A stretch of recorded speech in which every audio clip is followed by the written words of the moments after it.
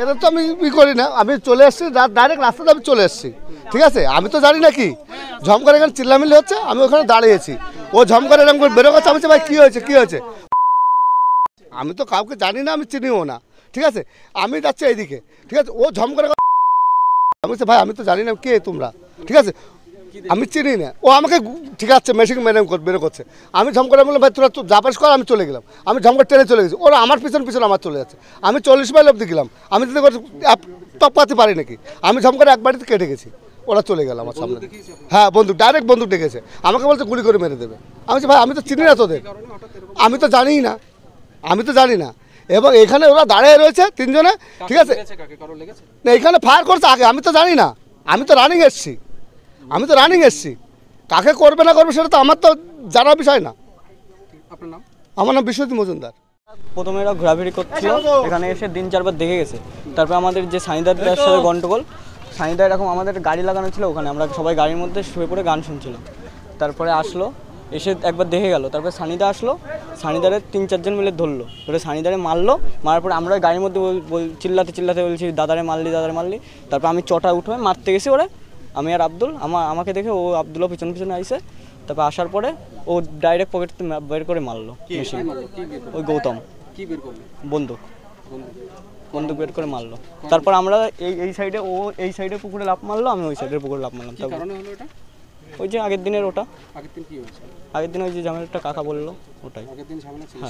হ্যাঁ হ্যাঁ, নিজের চোখের সামনে 1 রাউন্ড।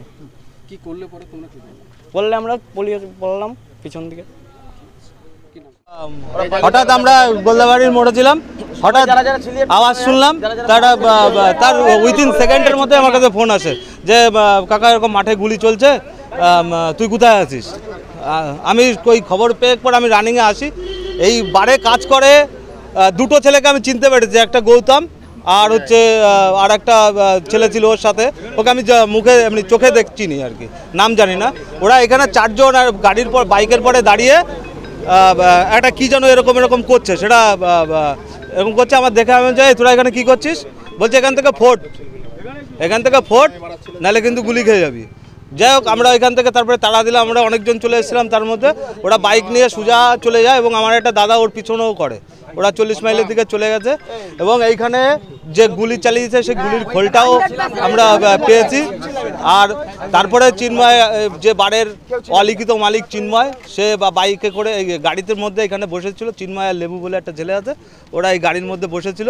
আমি ওকে জিজ্ঞাসা করলাম তুই এই যে গ্রামের মধ্যে গুলি চালাচালি করছিস এটা কি ঠিক হলো, বলছে কে করেছে মনে হচ্ছে ও কিছু জানে না, সেরকম একটা ব্যাপার।